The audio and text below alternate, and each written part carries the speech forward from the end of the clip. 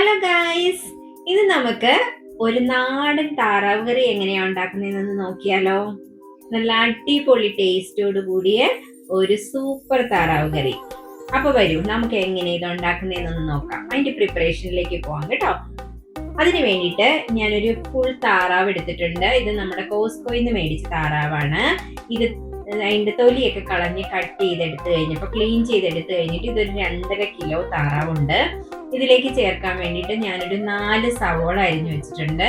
അതുപോലെ 2 വലിയ കഷ്ണം ഇഞ്ചി എടുത്തിട്ടുണ്ട്. ഒരു 8 അല്ലി വെളുത്തുള്ളി എടുത്തിട്ടുണ്ട്. അതുപോലെ തന്നെ 2 ടൊമാറ്റോ എടുത്തിട്ടുണ്ട്, നല്ല വലുപ്പത്തിലുള്ള. അതുപോലെ 5 പച്ചമുളകും എടുത്തിട്ടുണ്ട്. ഓക്കെ, ഇതൊക്കെ ഇവിടെ ഇരിക്കട്ടെ.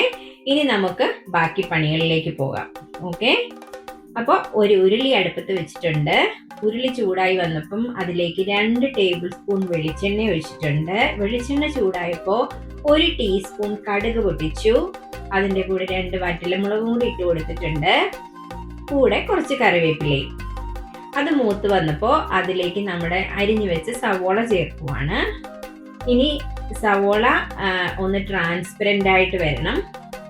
സവോള ഒന്ന് ചെറുതായിട്ട് വഴണ്ട് വന്നിട്ടുണ്ട്. ഈ സമയത്ത് ചതച്ചു വെച്ചേക്കുന്ന ഇഞ്ചിയും വെളുത്തുള്ളിയും കൂടെ ചേർക്കുവാണ്. അതിൻ്റെ കൂടെ നേരത്തെ എടുത്തു വെച്ച പച്ചമുളകും ചേർക്കുന്നുണ്ട്. ഇതിൻ്റെ കൂടെ ഞാനിപ്പോൾ 1.5 ടീസ്പൂൺ ഉപ്പും കൂടി ഇട്ട് നന്നായിട്ട് അതിനെ ഒന്ന് ട്രാൻസ്പെറൻ്റ് ആക്കി എടുത്തു. സവോള ട്രാൻസ്പെറൻ്റ് ആയി വന്നപ്പോൾ അതിലേക്ക് 1 ടീസ്പൂൺ മഞ്ഞൾപ്പൊടി ചേർത്തു. അതിൻ്റെ പച്ചമണം മാറുന്ന വരെ അതൊന്ന് ഇളക്കി കൊടുക്കണം. ഇപ്പോൾ മഞ്ഞൾപ്പൊടിയുടെ പച്ചമണമൊക്കെ ഒന്ന് മാറിയിട്ടുണ്ട്. ആ സമയത്ത് ഞാൻ 2 ടേബിൾ സ്പൂൺ മല്ലിപ്പൊടി ചേർത്ത് കൊടുത്തിട്ടുണ്ട്. ഈ മല്ലിപ്പൊടിയുടെയും പച്ചമണം മാറുന്നവരെ നന്നായിട്ടൊന്ന് ഇളക്കി കൊടുക്കണം. ഇനി ഇതിൻ്റെ പച്ചമണമൊക്കെ ഒന്ന് മാറിക്കഴിഞ്ഞപ്പോൾ അതിലേക്ക് ഞാൻ 2.5 ടേബിൾ സ്പൂൺ അളവിലെ മുളക് പൊടി എടുത്ത് ചേർക്കുവാണ്. മുളക് പൊടിയും പച്ചമണം മാറുന്നവരെ ഒന്ന് ഇളക്കി കൊടുക്കണം. പക്ഷേ തീ വളരെ കുറച്ച് വെച്ചിട്ട് മാത്രമേ ഇത് ചെയ്യാവൂ, അല്ലെങ്കിൽ പൊടി പെട്ടെന്ന് കരിഞ്ഞു പോകും കേട്ടോ. അപ്പോൾ ഇതെല്ലാം കൂടെ നന്നായിട്ടൊന്ന് വഴണ്ട് വന്നപ്പോഴേക്കും ഇതിലേക്ക് നമ്മൾ അരിഞ്ഞു വെച്ചേക്കുന്ന തക്കാളി ചേർത്ത് കൊടുക്കുവാണ്. ഈ തക്കാളിയും ഒന്ന് ചെറുതായിട്ട് വെന്ത് വരണം. നല്ലപോലെ വഴറ്റിയെടുക്കുമൊന്നും വേണ്ട തക്കാളി ഒരു പകുതി വേഗമായപ്പോഴേക്കും നമ്മൾ അതിലേക്ക് എടുത്തു വെച്ച താറാവിൻ്റെ കഷ്ണങ്ങൾ ചേർത്ത് കൊടുക്കുവാണ്.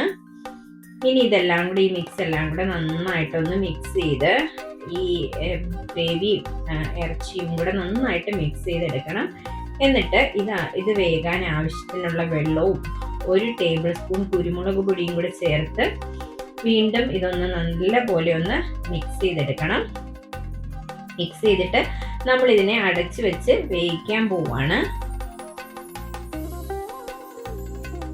അപ്പം നിങ്ങൾ ഞങ്ങളുടെ ചാനൽ ആദ്യമായിട്ടാണ് കാണുന്നതെങ്കിൽ നമ്മുടെ ചാനലിലെ വീഡിയോസൊക്കെ നിങ്ങൾക്ക് ഇഷ്ടമായി എങ്കിൽ നിങ്ങളിതൊന്ന് സബ്സ്ക്രൈബ് ചെയ്യണം. അതുപോലെ തന്നെ നിങ്ങളുടെ അഭിപ്രായങ്ങളും നിർദ്ദേശങ്ങളും ഒക്കെ ഞങ്ങളെ കമൻ്റായിട്ട് അറിയിക്കുകയും വേണം.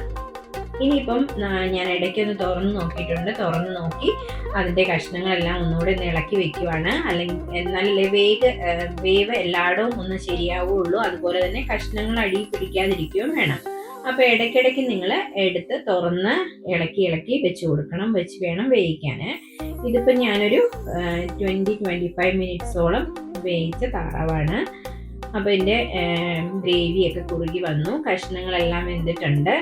ഈ സമയത്ത് ഞാനൊരു 1 ടീസ്പൂൺ ഗരം മസാല പൊടിച്ചത് ചേർത്ത് കൊടുക്കുവാണ്. ഇപ്പോൾ ഈ ലാസ്റ്റ് ഈ ഗരം മസാല ചേർത്ത് കഴിയുമ്പോൾ ഈ കറിക്ക് നല്ലൊരു മണമായിരിക്കും. അപ്പോൾ ഈ ഗരം മസാല ചേർത്തതും കൂടി മിക്സ് ചെയ്തിട്ട് വീണ്ടും ഒന്ന് അടച്ചു വെച്ച് ഒരു 5 മിനിറ്റും കൂടെ ഞാനിത് വേവിക്കുന്നുണ്ട്. 5 മിനിറ്റ് കഴിഞ്ഞിട്ട് നമുക്കിത് വീണ്ടും ഒന്ന് തുറന്ന് ഇളക്കി കൊടുക്കണം കേട്ടോ. അപ്പോൾ നമുക്ക് നോക്കാം. ഇപ്പോൾ 5 മിനിറ്റ് കഴിഞ്ഞ് ഞാൻ തുറന്ന് നോക്കിയപ്പോൾ ഇതാണ് നമ്മുടെ താറാവ് കറിയുടെ കണ്ടീഷൻ.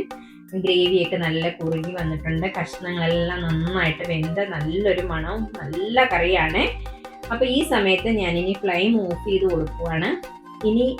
ഇനി വെച്ച് കഴിഞ്ഞാൽ ഇത് ഒരുപാട് അങ്ങ് കുറുകി വറ്റിപ്പോവും. ഇത് തന്നെ ഇനിയിപ്പോൾ സെർവ് ചെയ്യാറാകുമ്പോഴേക്കും അത് കുറച്ചുകൂടെ കുറുകും. കണ്ടോ, ഇപ്പോൾ കുറച്ചുകൂടെ ഇതൊരു 10 മിനിറ്റ് കഴിഞ്ഞതാണ് ഫ്ലെയിം ഓഫ് ചെയ്ത് കഴിഞ്ഞിട്ട്.